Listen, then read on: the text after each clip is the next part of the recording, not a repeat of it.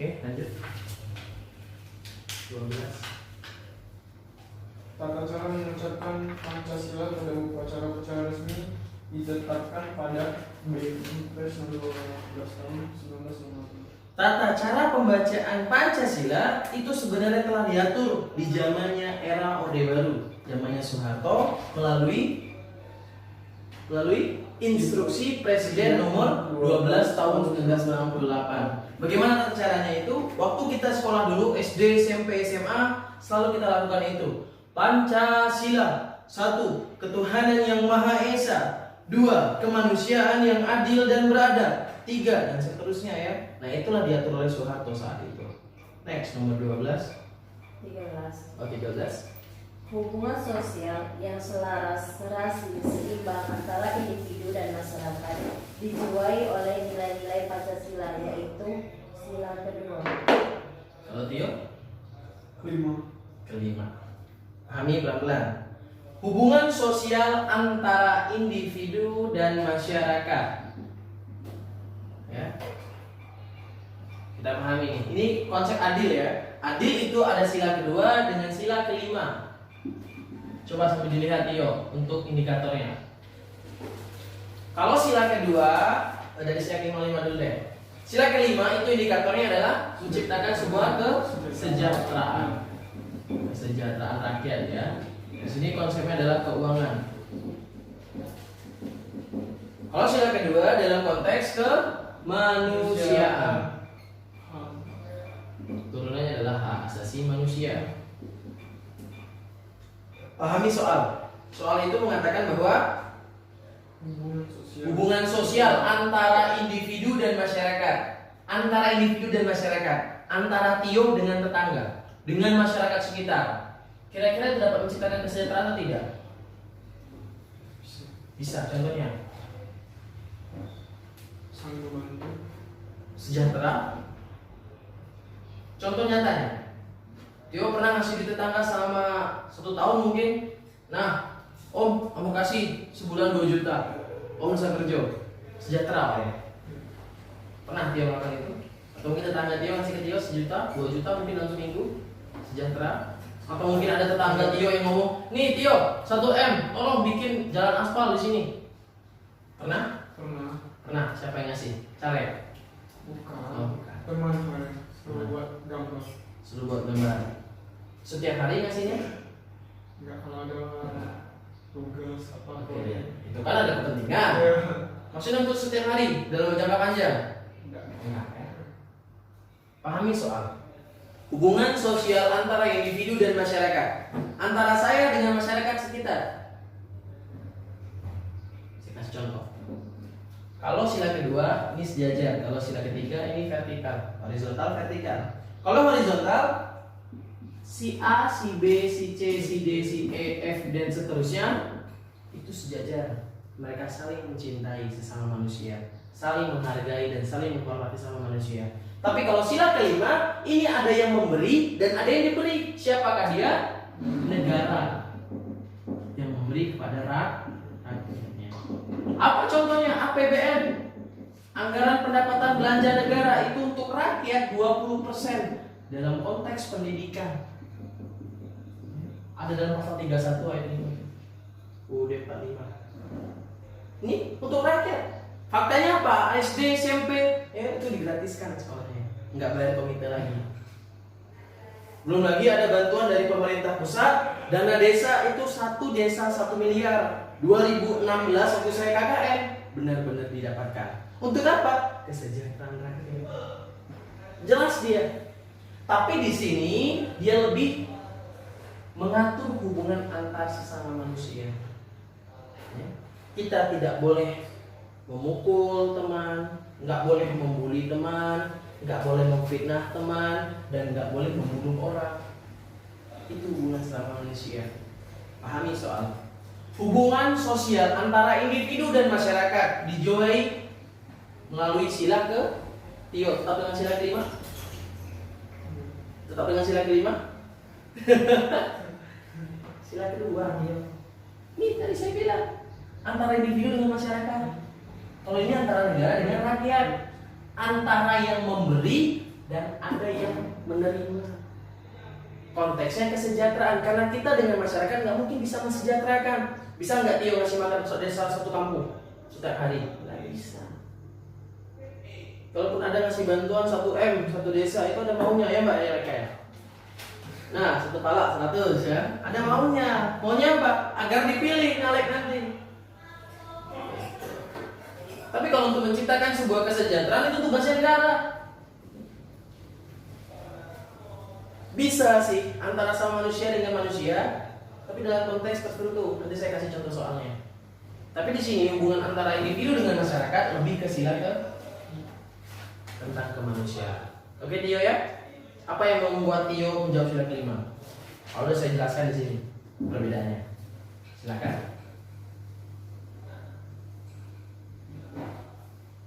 Karena di sini adalah tentang individu dan masyarakat.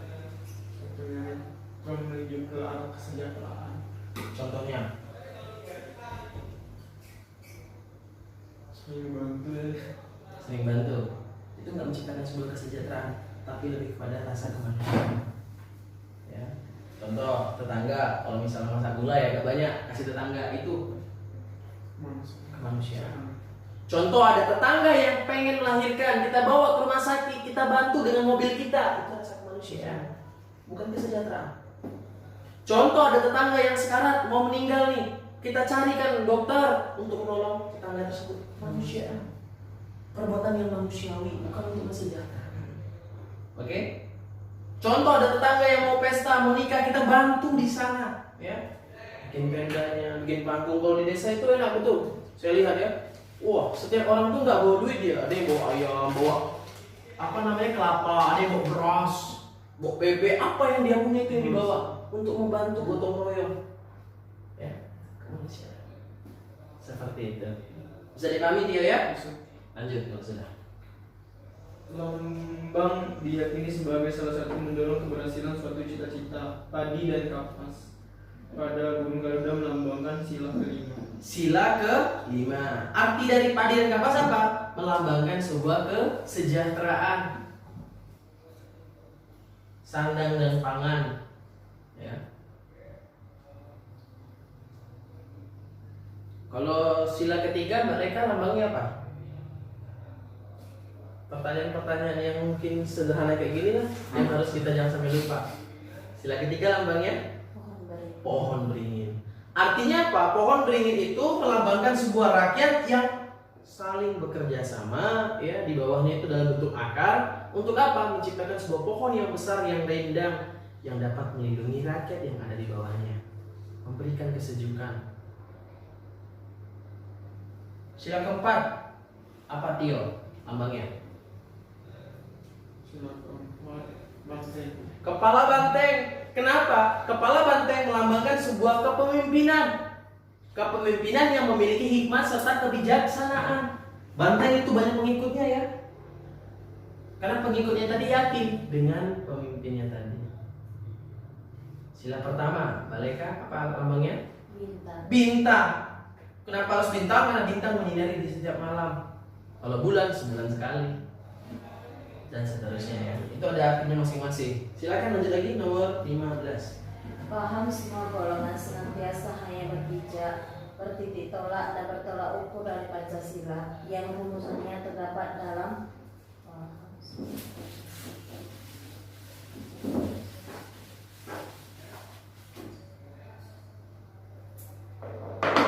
pahami pelan-pelan soalnya.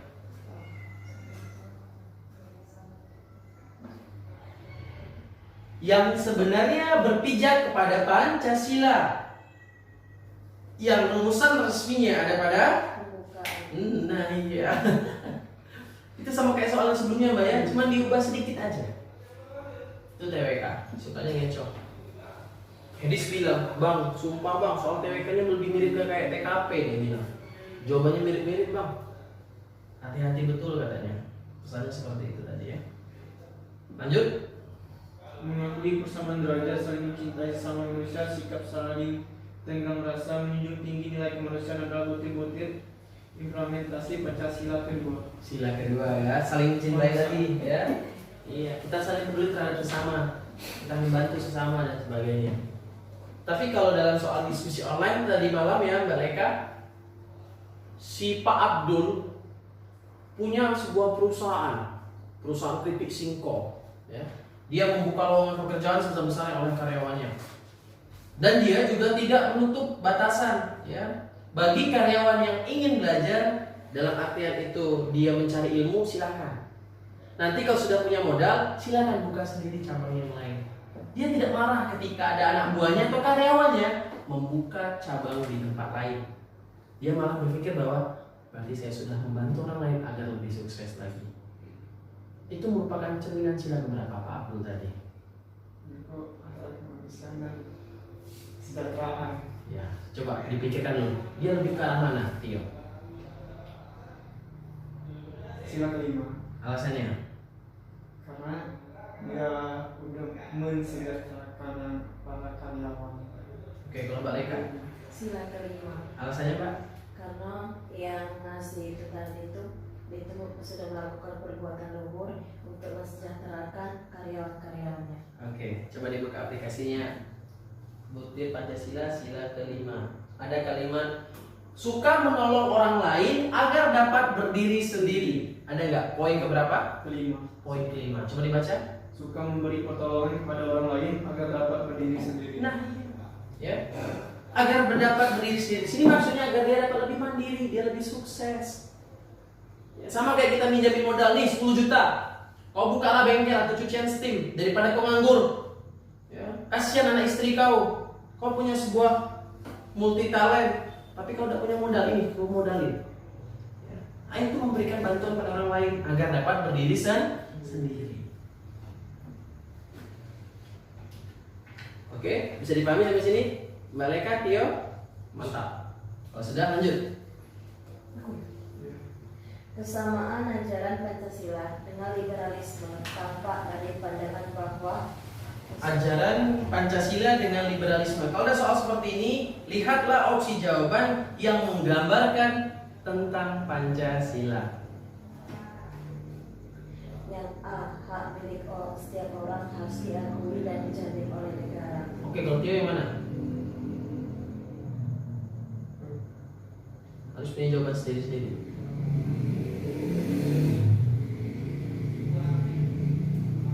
Tio yang mana? Yang E. Apa yang E? Keanekaragaman dalam masyarakat harus ditekan seminimal mungkin. Yakin, kita kan seminimal mungkin.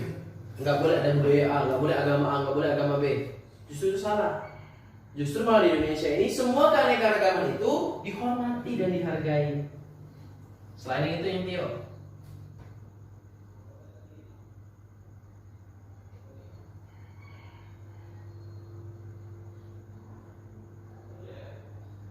Yang A. Apa yang A? Hak milik setiap orang harus diakui dan dijamin oleh negara. Iya, itu jawabannya ya.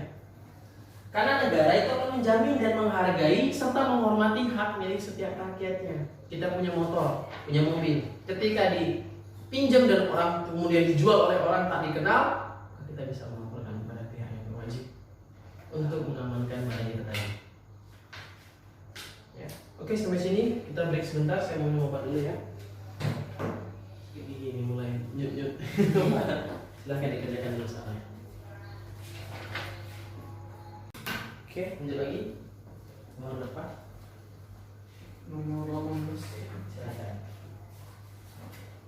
Pokok ajaran sosialisme yang sejalan dengan ajaran Pancasila adalah yang B. Negara harus menjamin perlindungan hak kaum buruh. Kaum sosialisme ya, itu sesuai dengan ajaran Pancasila di bagian apa?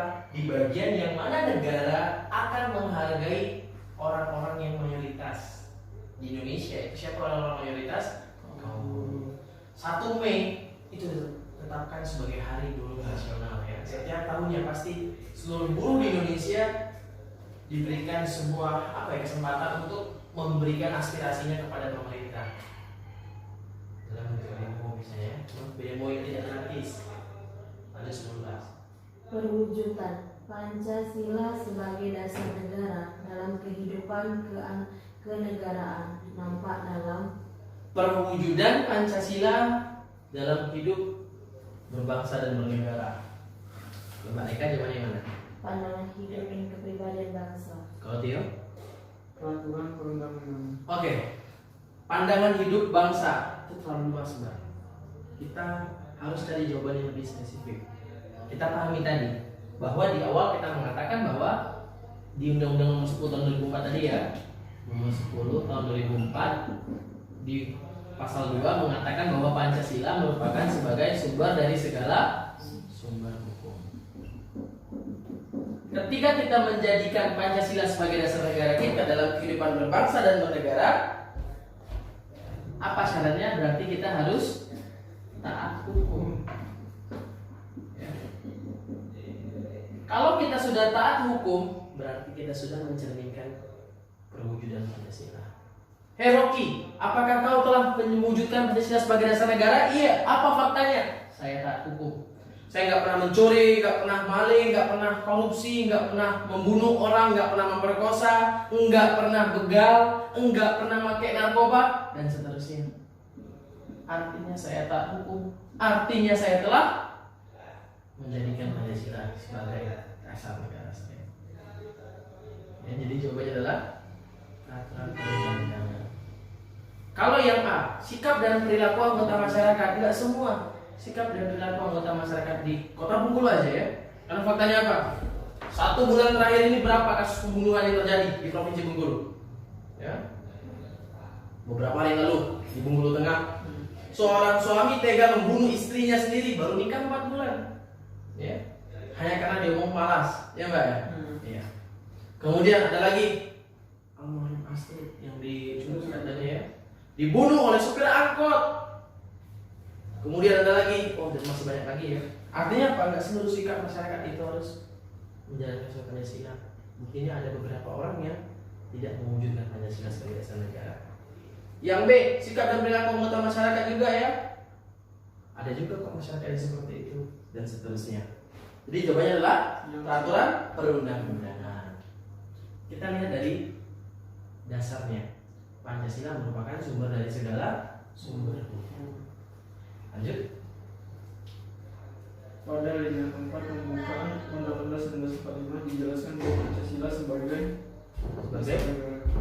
sebagai dasar negara. Next. Dalam Pancasila, pengambilan keputusan dilakukan berdasarkan B. Musyawarah mufakat untuk kepentingan bersama. Saya mau bertanya dulu tentang soal pengamalan Pancasila. Ya, silakan.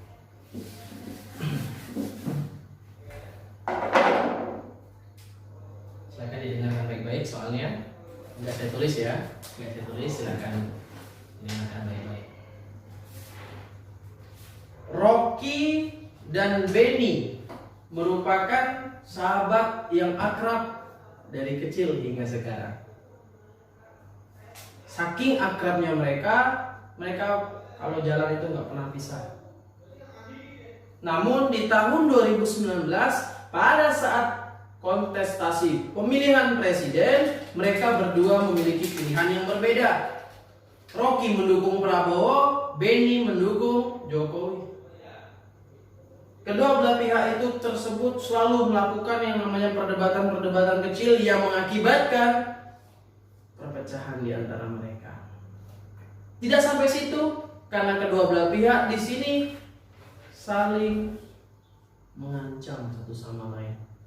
Kalau kamu tidak mau ngikutin pilihan aku, kau akan tengok akibatnya. Tidak bakal kubantu lagi kau.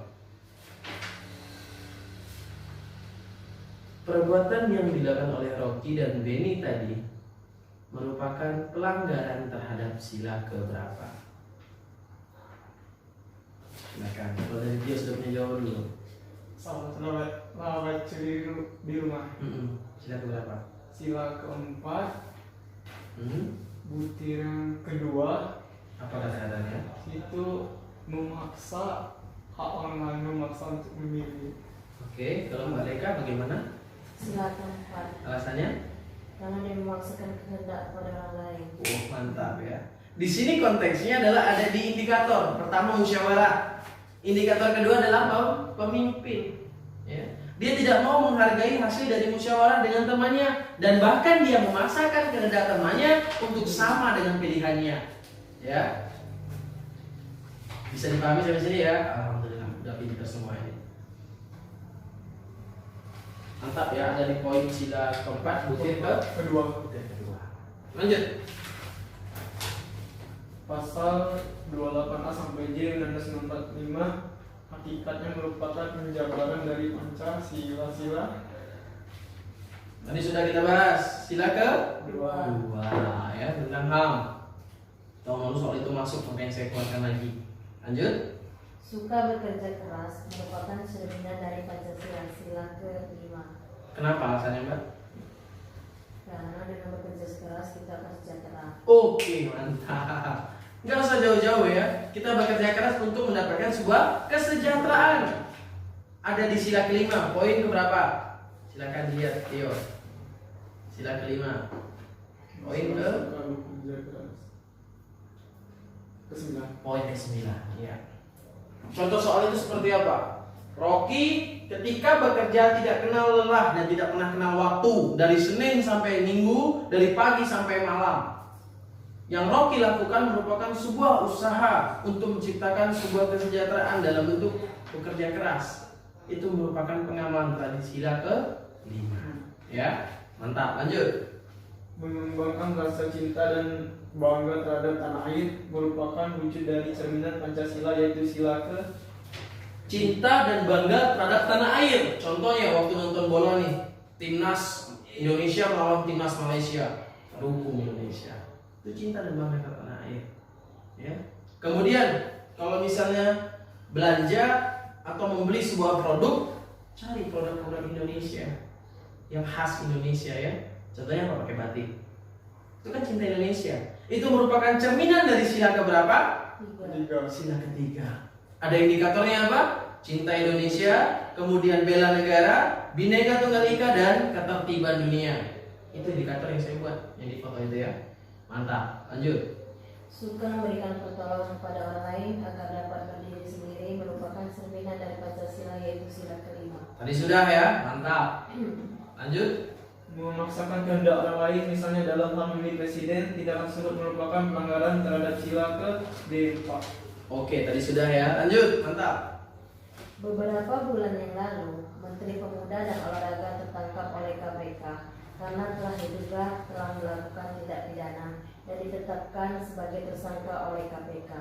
Kasus korupsi tersebut merupakan pelanggaran sila ke-5. Sila ke-5 ya. Korupsi. Apa yang dia korupsikan? Keuangan negara, merugikan negara. Kemudian apa? Dia telah menghambat kesejahteraan rakyat. Oke, bisa dipahami ya? Oke, stop dulu sampai sini. Saya mau kasih contoh soal lagi.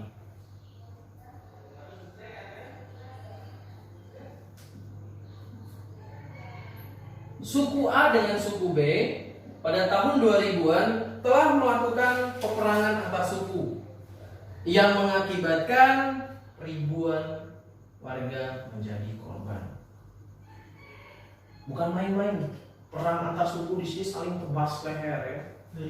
Wah, bukan main-main. Ada sejarahnya itu. Saya cuma nggak mau kasih tahu nama sukunya apa dan nama perangnya itu perang apa. Saking panasnya peperangan itu, anggota keamanan pun dari rakyat Indonesia ya, baik pihak kepolisian maupun TNI, tidak mampu menahan dua belah pihak itu.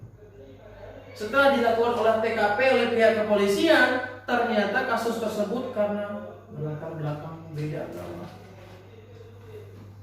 Perbuatan yang mana tidak memiliki dan mencerminkan rasa kemanusiaan tersebut dan tidak beradab tersebut ya, telah mencatatkan sejarah buruk di Indonesia. Tapi alhamdulillah 2019 yang lalu ya, ada sebuah dokumenter dari pihak televisi yang mengabarkan bahwa kedua belah suku tersebut telah damai. Kasus pelanggaran yang dilakukan oleh suku A dan suku B tadi merupakan pelanggaran terhadap sila keberapa? Silakan jawab. Dari Mbak Reka. Sila ke-3. Oke. Tio. Sila kedua. Oke. Sila ketiga, alasannya kenapa Mbak Leka nih? Karena dengan adanya perpecahan kita akan menghancurkan sebuah suku dan tidak akan menciptakan rasa persatuan. Oke, mantap. Tio, mungkin punya alasan sendiri? Karena di sana tadi membahas tentang masalah pengorbanan merupakan di sana dalam hak asasi manusia. Contohnya apa? Pembunuhan, melanggar HAM. Tadi lupa Mbak Leka dan Tio di sini. Kalau saya mengatakan bahwa kasus tersebut dilatar belakangi oleh faktor perbedaan beragama. Sudah ngomongin agama, sila Pertama, ini udah nggak pakai nego lagi ya, udah harga mati. Kalau dia udah bahas soal agama, soal Tuhan, soal kepercayaan, melanggar sila pertama. Karena tadi coba dipahami, dilatar belakangi oleh faktor perbedaan beragama. Coba kalau dia bisa menghormati perbedaan beragama di Indonesia, tidak bakal dia melakukan peperangan itu. Ya, jadi melanggar sila berarti kalau misalnya di soal itu ada urusan sama agama-agama. Iya, apalagi dilihat latar belakangnya. Kita lihat latar belakangnya ya. Kita lihat asal usul kejadian. Bukan lihat akibatnya apa, tapi lihat sebabnya ini apa. Ya. Oke, bisa dipahami ya? Bisa dipahami. Oke, lanjut lagi.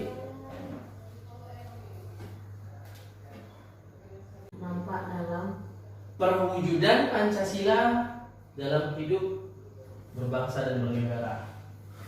Mbak Eka jawabannya mana? pandangan hidup dan kepribadian bangsa. Kalau Tio? Peraturan perundang-undangan. Oke. Pandangan hidup bangsa itu terlalu luas, Mbak. Kita harus cari jawaban yang lebih spesifik. Kita pahami tadi bahwa di awal kita mengatakan bahwa di Undang-Undang Nomor 10 Tahun 2004 tadi ya, Nomor 10 Tahun 2004 di Pasal 2 mengatakan bahwa Pancasila merupakan sebagai sumber dari segala sumber hukum. Ketika kita menjadikan Pancasila sebagai dasar negara kita dalam kehidupan berbangsa dan bernegara, apa syaratnya? Berarti kita harus taat hukum. Ya. Kalau kita sudah taat hukum, berarti kita sudah mencerminkan perwujudan Pancasila. Hei Rocky, apakah kau telah mewujudkan Pancasila sebagai dasar negara? Iya. Apa faktanya? Saya taat hukum. Saya nggak pernah mencuri, nggak pernah maling, nggak pernah korupsi, nggak pernah membunuh orang, nggak pernah memperkosa, nggak pernah begal, nggak pernah pakai narkoba, dan seterusnya. Artinya saya taat hukum. Artinya saya telah menjadikan Pancasila sebagai dasar negara saya. Ya, jadi jawabannya adalah peraturan perundang-undangan. Kalau yang A, sikap dan perilaku anggota masyarakat, tidak semua sikap dan perilaku anggota masyarakat di Kota Bengkulu aja ya. Karena faktanya apa? 1 bulan terakhir ini berapa kasus pembunuhan yang terjadi di Provinsi Bengkulu? Ya. Beberapa hari lalu di Bengkulu Tengah, seorang suami tega membunuh istrinya sendiri baru nikah 4 bulan. Ya. Hanya karena dia omong malas, ya Mbak ya? Iya. Kemudian ada lagi almarhum Astrid yang diculik katanya ya, dibunuh oleh supir angkot. Kemudian ada lagi, dan masih banyak lagi ya. Artinya apa? Nggak seluruh sikap masyarakat itu harus menjalankan suatu Pancasila. Buktinya ada beberapa orang yang tidak mewujudkan Pancasila sebagai dasar negara.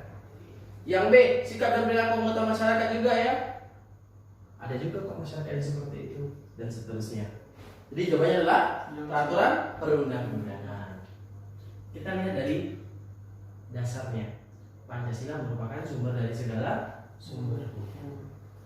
Lanjut. Pada linian 4 pembukaan Undang-Undang 1945 dijelaskan bahwa Pancasila sebagai dasar negara. Next. Dalam Pancasila, pengambilan keputusan dilakukan berdasarkan B. Musyawarah mufakat untuk kepentingan bersama. Saya mau bertanya dulu tentang soal pengamalan Pancasila. Ya, silakan.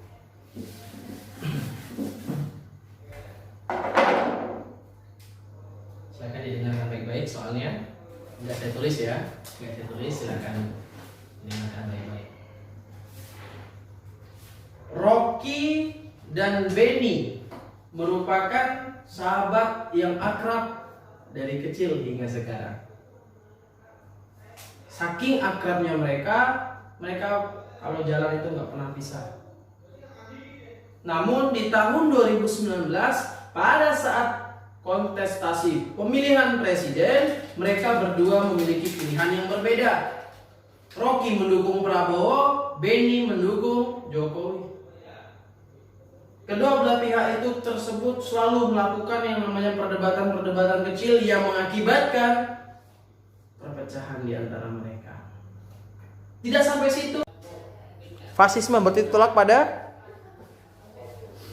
fasisme itu adalah seorang pemimpin yang hanya mementingkan kepentingannya sendiri tanpa memikirkan kepentingan orang lain. Kekuasaan yang dipegang oleh satu orang, yang mana dia bisa semena-mena, ya. Jawabannya yang D, domba. Next. Keunggulan demokrasi Pancasila dalam setiap pengambilan keputusan. Enggak boleh mau menangnya sendiri, yaitu jawabannya adalah keputusan diambil melalui musyawarah mufakat. Sila keberapa? Musyawarah mufakat sila ke 4. Kenapa ragu ya? Agak ragu. Malu di depan kamera. Ya, enggak malu. Masuk channel YouTube kita nanti ini ya. Oke, sampai sini ada pertanyaan? Kalau nggak ada pertanyaan, saya yang bertanya. Pahami baik-baik ya. Pahami baik-baik. Suku A dengan suku B pada tahun 2000-an telah melakukan pembantaian antar sesamanya. Suku A membantai suku B membantai suku A.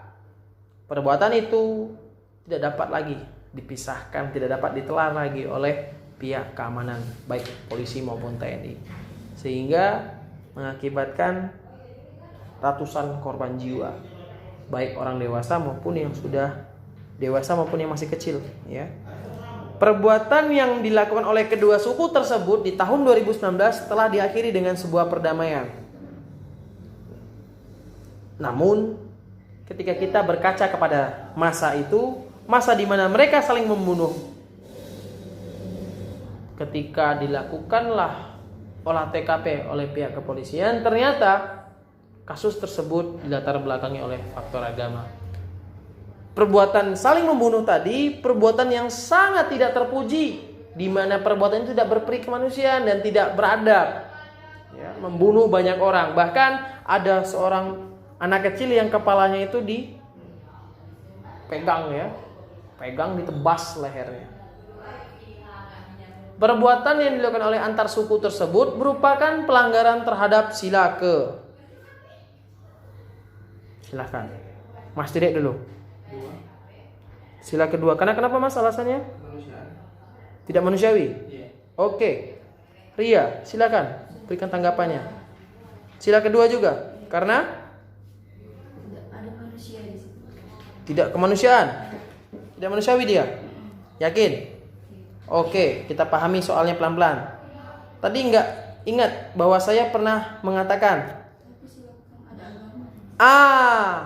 perbuatan tersebut dilatar belakangi oleh faktor agama. Ketika saya bilang soal agama, artinya mau nggak mau, suka nggak suka itu udah harga mati. Artinya dia telah melanggar sila pertama. Walaupun kasus itu pembunuhan, walaupun kasus itu tidak manusiawi, contohnya korupsi, ya, dia juga tidak manusiawi, tapi dia lebih kepada keuangan dan kesejahteraan. Di sini kalau udah ngomongin agama, ngomongin Tuhan, jelas melanggar sila sudah. Titik, pokoknya seperti itu. Oke? Meskipun itu salah. Ada yang ingin tanyakan? Sudah jelas? Mas Dede sudah jelas? Oke, sip. Kalau kayak gitu saya akhiri pertemuan pada siang hari ini. Apabila ada salah kata dari saya mohon maaf. Kepada Allah saya mohon ampun. Wabillahi taufiq wal hidayah. Assalamualaikum warahmatullahi wabarakatuh. Waalaikumsalam warahmatullahi wabarakatuh.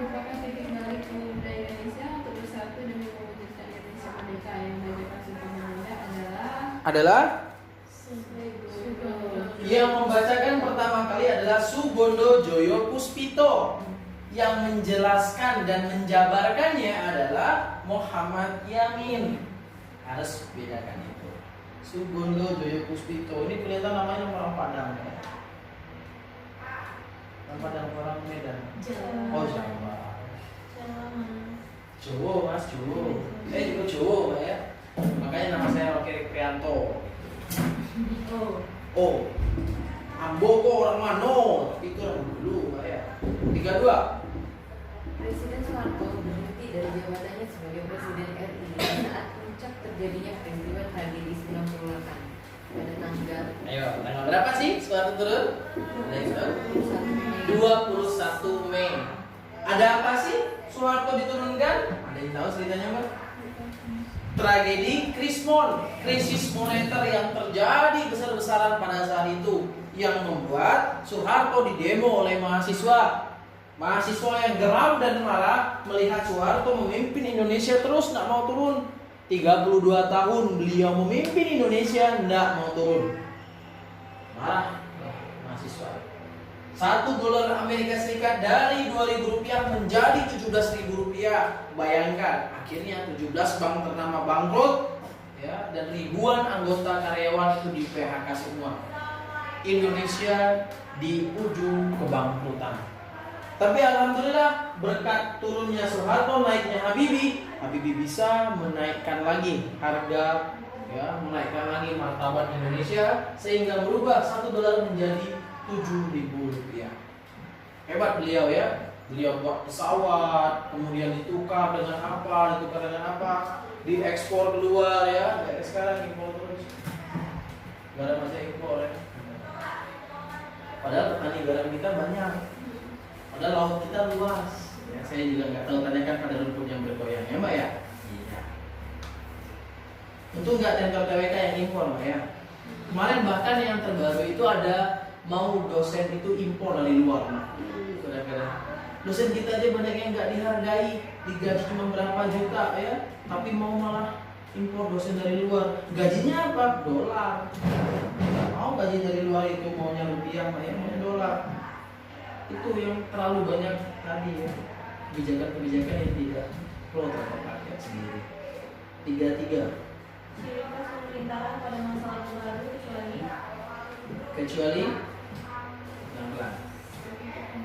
Baru kecuali berarti yang salah. Benar itu, sentralisasi kekuasaan. Demokrasi yang terkekal. Benar itu, kita cari yang kecuali, cari yang salah. Yang salah adalah kebebasan pers. Zamannya Soeharto jangan harap kebebasan pers tadi. Ya. Zamannya Soeharto berita itu dikekang, nggak boleh basing sembarangan di pos. Ya, tentang korupsi, pembunuhan, narkotika, pencopetan, jambret dan sebagainya itu jarang ada yang di pos. Karena kenapa? Itu dapat mengkhawatirkan masyarakat, dapat membuat masyarakat menjadi was-was. Contoh sekarang nih, ada berita ugal ya, ada berita pembunuhan mahasiswi di kosan, kemudian ada berita ini itu yang membuat kita makin was-was. Oh ya Allah, adik aku nggak sama dari sekolah. Ya. Oh adik aku nanti naik angkot cek mano ya. Yang diculik itu Astrid ya, almarhum Astrid itu katanya diculik dan dibunuh, kemudian sekarang badannya udah terpisah ya, diculik sana. Coba dibunuh oleh sama siapa? Sama tukang angkot. Kan nggak masuk akal ya. Dari awalnya mau ngambil HP, tiba-tiba mau dibunuh. Nah kita mendengar cerita itu jadi was-was. Dan orang yang memiliki IQ di bawah rata-rata ya akan menjadikan itu sebagai motivasi. Wah ini emang bunuh ya, motivasi. Karena tadi dengan berita itu dia termotivasi. Begitu pula film-film yang tentang cerai, mukul istri di televisi apa Mbak? Saya lupa. Oh, ya. Inisial Mbak ya, inisial. Kemudian ada lagi peristiwa apa? Fenomena-fenomena artis yang cerai ya, kemudian nikah lagi, ditayangkan di TV, ditonton oleh masyarakat kita, maunya cerai juga. Maunya mukul istri juga, maunya mukul anak juga. Nah itu Soeharto itu bagus waktu itu. Agar kenapa? Agar kita nggak termotivasi dan nggak niru perbuatan-perbuatan itu. Tapi ya tadi ya, tanyakan pada rumput yang bergoyang. Jadi jawaban nomor 33 adalah yang E. Bahkan saya nanti jadi presiden juga nggak ya? Jadi nggak jadi ngajar TWK lagi dong. Masa iya udah jadi presiden mau ngajar TWK? 34. Proses merdekanya negara-negara di Asia dan Afrika oleh para mantan penjajahnya biasa disebut Dekolonisasi. Next. Kabinet Juanda yang secara resmi dibentuk pada tanggal 9 April 1957 merupakan Zaken Kabinet, yaitu Kabinet yang beranggotakan tenaga ahli di bidangnya masing-masing. 36. Hati-hati, di sini banyak yang salah. berikut ini adalah tuntutan reformasi kecuali Tuntutan di era reformasi kecuali